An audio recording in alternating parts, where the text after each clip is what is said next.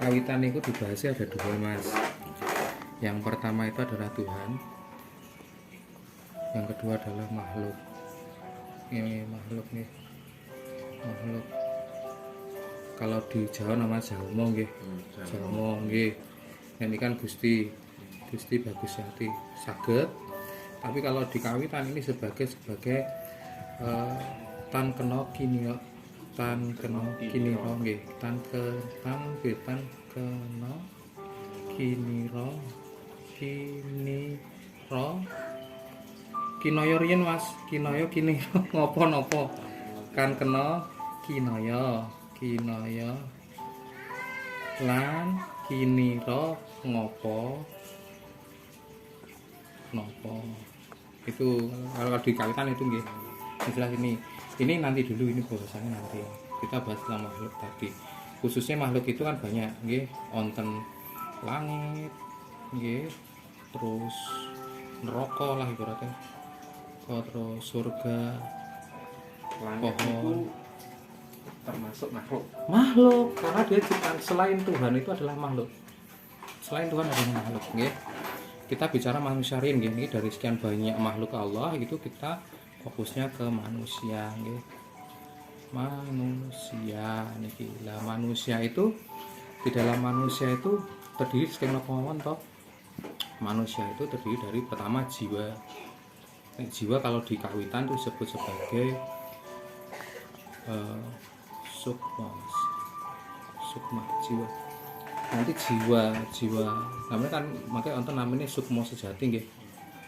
Sukmo sejati itu namanya Nur Muhammad, artinya cahaya yang terpuji, ngoten Mas nggih.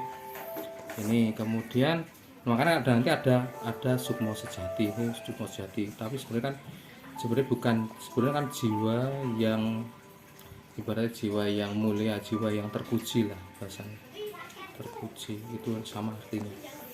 Nah di dalam manusia ada ini jiwa. Di dalam jiwa itu ada jiwa ibaratnya memiliki kayak ini rajanya ya. Kalau di dalam tubuh ini raja ya. Ini kita sebut sebagai jiwa rajanya nih. Jiwa itu rajanya. Ya, perdana menterinya siapa toh? Perdana PM-nya saja. Menteri itu siapa toh? Perdana menterinya itu ada hati plus punggawanya yang selalu bersama dia, yang sebagai tangan kanan hati. Sebenarnya itu kita sebut aja ya nafsu atau iblis saja. Rada ekstrim ya Mas. Ini kita pemahaman seperti itu.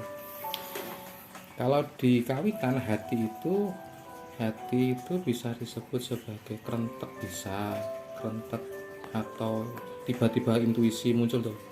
Intuisi atau sesuatu yang muncul tiba-tiba tapi berhenti, muncul tiba-tiba karena kebutuhan ya, nih disebabkan karena kebutuhan Tuhan, muncul tiba ya, cuma berhenti, hanya muncul tok. Nah sedangkan nafsu itu adalah yang mendorong agar didorong oleh namanya nafsu atau iblis, didorong ini yang kemarin kita makan, kita leh toh, terus tumbuh maknyut ngeleh, itu sebenarnya kebutuhan.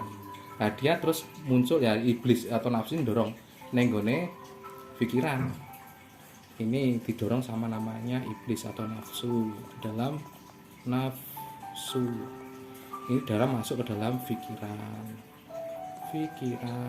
Nah, pikiran itu memiliki teman juga namanya rasa itu semua informasi yang iso dari informasi, bisa apapun itu bentuknya, iso dari indera bisa, tapi bentuknya rasa nih, rasa iso senang, iso susah, iso komen. Dan dalam pikiran itu sendiri itu memiliki memori atau ingatan nih. Jadi dia semua hal itu diingat sama dia, fungsinya itu. Lah di sini itu ada satu lagi teman yang namanya keserakahan. Nah inilah yang menjadikan pikiran baik atau buruk ini nanti, si keserakahan ini ya.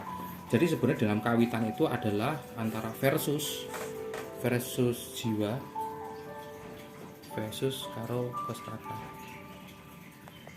kalau di kawitan tuh ya, kawitan itu intinya itu kawitan, intinya adalah pertarungan antara jiwa dan ini bagaimana jiwa ini bisa murni dan lepas dari belenggu ini tubuh manusia artinya belenggu ya mas, karena di dalam tubuh manusia kalau kita masuk ke sini, masuk sini, ini mulai masuk sini ya, nafsu rasa itu berada di tubuh manusia.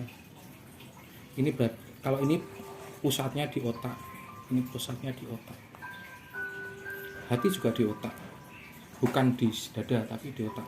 Hati maupun ini posisinya di otak semua, posisinya seperti itu. Lah ketika dia dapat lapar ya, dia makan lapar ya, terus pikiran lah mikir, kan didorong dari nafsu, pikiran masuk, pikiran itu mikir-mikir makanan sing enak apa sih. Lah kemudian kan ada ingatan-ingatan. Nah, rasa ini kan mengingatkan apapun gitu loh. Oh, iya dikei mana kita buka cuma kenyang toh. Makan nasi sebenarnya oke lah. Tapi dia pinginnya ya wis otak pingin nasi goreng. Ketika nasi goreng ya rasa tuh oh nek tambahi sosis enak, tambahin endok enak. Dan ini jadi timbulnya keserakahan nanti. Sebenarnya kita hanya butuh untuk mengenyangkan perut aja. Tetapi karena ada rasa dan keserakahan ini jadi berlebihan, jadi tidak kebutuhan lagi tapi jadi keinginan maksudnya itu loh. Itu jadi kalau makanya katakan tadi sebenarnya pikiran buruk hati jadi buruk itu karena penyebabnya pikiran ini, komponen di sini hati ini mempengaruhi raja atau jiwa ini sebenarnya dia itu dibelenggu yang namanya tubuh fisik ini. Nah, bagaimana kan tubuh ini isinya keserakahan semua, makhluk itu isinya keserakahan semua, masih manusia lah itu kalau dipandang kawitan seperti itu.